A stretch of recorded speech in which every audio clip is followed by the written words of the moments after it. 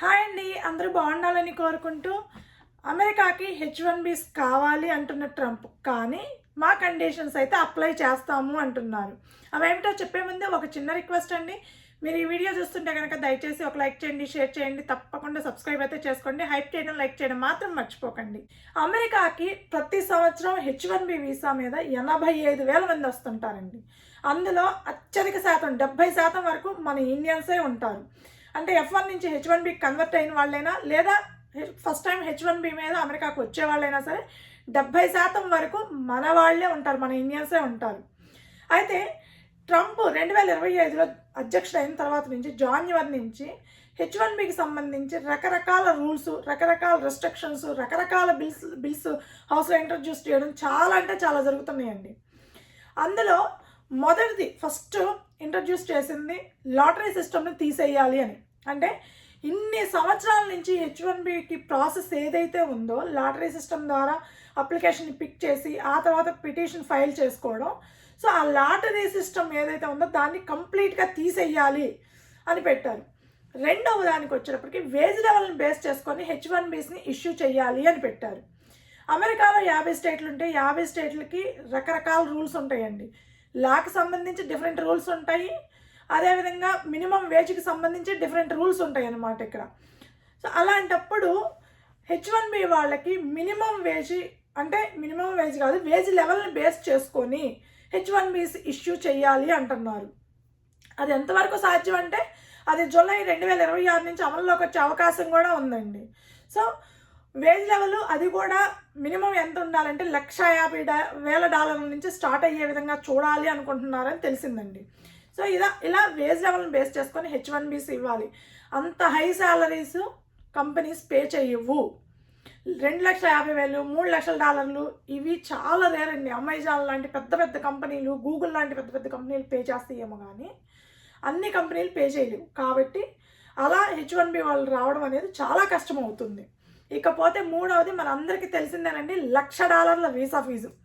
India నుంచి ఎవరైనా H1B మీద రావాలి అంటే కనుక కంపల్సరీ వాళ్ళు $1,00,000 వీసా ఫీజు కట్టాలి. ఏ కంపెనీలైనా ఒక ఎంప్లాయీ మీద ₹1,00,00,000 ఇన్వెస్ట్మెంట్ ఎందుకు చేస్తాయండి? వాళ్ళకి ఏం అవసరం ఉంది? దాని బదులు ప్రాజెక్టులో తెచ్చుకుంటాయి కదా. ఒక్క ఎంప్లాయీకి ₹1,00,00,000 ఇన్వెస్ట్ చేయాలి అని అంటే వాళ్ళు ప్రతి సంవత్సరం 1,000 మందిని పంపిస్తే 1,000 కోట్లు ఇన్వెస్ట్ చేయాలి. అయ్యే పనేనండి? అవ్వనే అవ్వదు.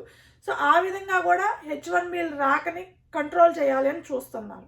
ఇకపోతే నాలుగవది, ఆల్రెడీ డైరెక్ట్గా కానీ ఇండైరెక్ట్గా కానీ ఇక్కడ అమెరికన్ కంపెనీస్కి అన్నిటికీ ఇన్ఫామ్ చేయడం జరిగిందండి, H1B వాళ్ళని హైర్ చేసుకోవద్దు అని. అందుకే ఈ మధ్యకాలంలో నేను గమనిస్తే కనుక చాలా వరకు H1B వాళ్ళని ఫుల్ టైంలో తీసుకోవడానికి అవాయిడ్ చేస్తున్నారు. చాలా వరకు అవాయిడ్ చేస్తున్నారు కంపెనీస్. అప్పుడే పాస్డ్ అవుట్ అయిన అమెరికన్ స్టూడెంట్స్ని వాళ్ళని రిక్రూట్ చేసుకుంటున్నారు హ్యాపీగా. వాళ్ళకి వచ్చినా రాదా అనేది పాయింటే కాదు వాళ్ళకి.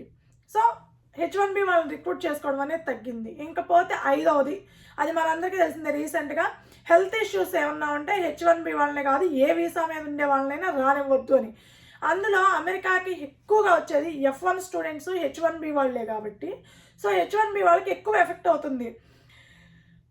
Health issues, sugar, BP, long term diseases ఏమన్నా ఉన్నా, మెంటల్ హెల్త్ ఇష్యూస్ ఏమన్నా ఉన్నా సో అమెరికాలోకి నో ఎంట్రీ అనమాట. సో అవి కాకుండా ఇంకా రెన్యువల్స్కి వెళ్ళినప్పుడు, సైట్ విజిట్స్, అవన్నీ ఇవన్నీ, వీసా ఇంటర్వ్యూలకు వెళ్ళినప్పుడు రెస్ట్రిక్షన్స్ అని చెప్పి ఏవేవో పెడుతున్నారు. సో ఆ విధంగా కూడా H1B వాళ్ళకి అడ్డంకులు సృష్టిస్తూనే ఉన్నారు.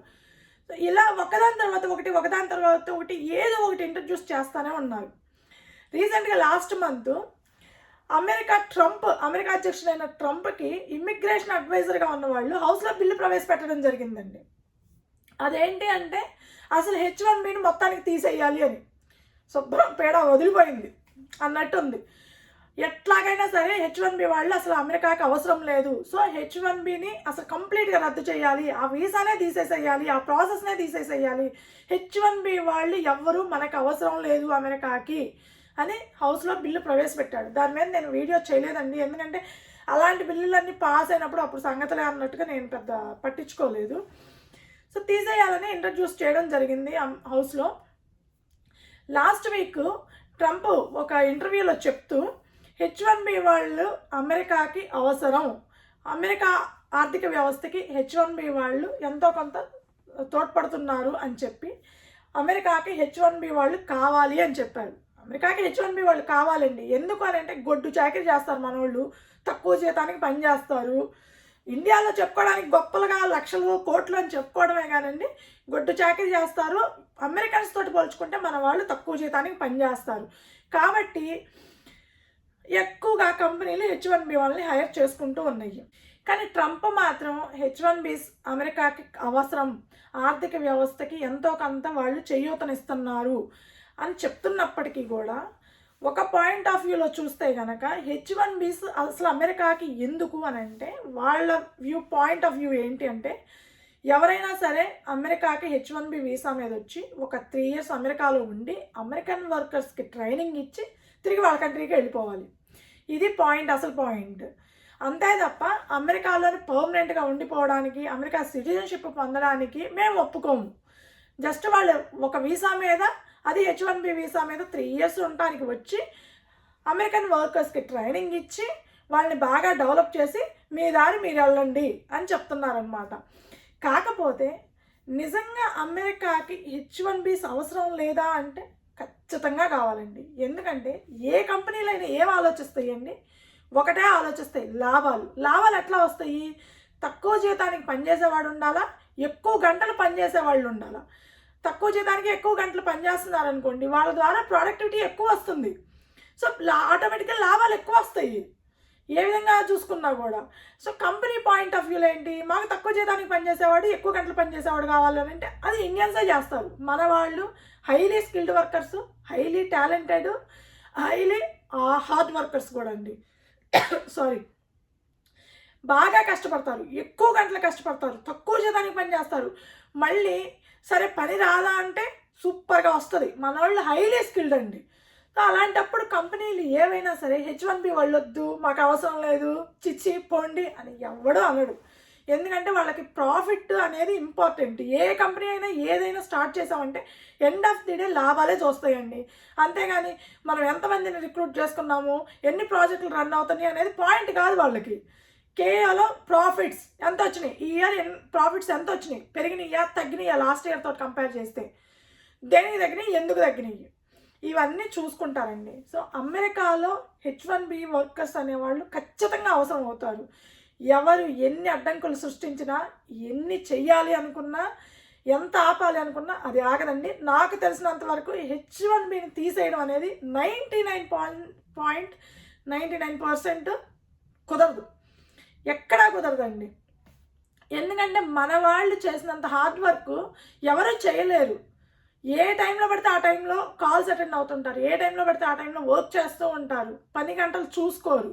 కానీ ఇక్కడ అలా కాదండి. వీళ్ళు కాస్త ఫిజికల్ కానీ కాస్త మెంటల్ స్ట్రెస్ కానీ వచ్చిందంటే తీసుకోలేరు. అది అందరి వల్ల కాదనమాట. సో మన ఇండియన్స్ మనం చిన్నప్పటి నుంచి పెరిగిన మెంటాలిటీ వల్ల ఏమో కానీ ఎంత హార్డ్ వర్క్ అయినా చేస్తామన్నమాట మనం. సో అలాంటప్పుడు ఏ కంపెనీలు H1B వాళ్ళని వదులుకోవాలి అని చూడవు. ఎవరు ఎంత ట్రై చేసినా, ఎన్ని రెస్ట్రిక్షన్స్ పెట్టాలని చూసినా, ఎన్ని రూల్స్ మార్చాలని చూసినా అవి ఎక్కడ వేసిన గొంగళి అక్కడే అన్నట్టు ఉంటాయి. చూద్దాం ఇంకేమన్నా ఇంప్లిమెంట్ చేస్తారా. నెక్స్ట్ ఇయర్ July 1st నుంచి ఏదో కొత్త రూల్ ఇంప్లిమెంట్ చేయాలని చూస్తున్నారు వేజ్కి సంబంధించి. సో అది ఎంతవరకు ఇంప్లిమెంట్ అవుతుందా అవ్వదా అనేది చూడాలి. సో ఇదండి, అమెరికాకి H1Bs ఖచ్చితంగా కావాల్సిందే నా పాయింట్ ఆఫ్ వ్యూలో అయితే. కాకపోతే మా రెస్ట్రిక్షన్స్ ఫాలో అవ్వాలి అని అంటున్నాడు ట్రంప్. చూద్దాం ఏం జరుగుతుందో. సో ఈ వీడియో మీకు నచ్చుంటే కనుక దయచేసి ఒక లైక్ చేయండి, షేర్ చేయండి, తప్పకుండా సబ్స్క్రైబ్ అయితే చేసుకోండి. Thank you.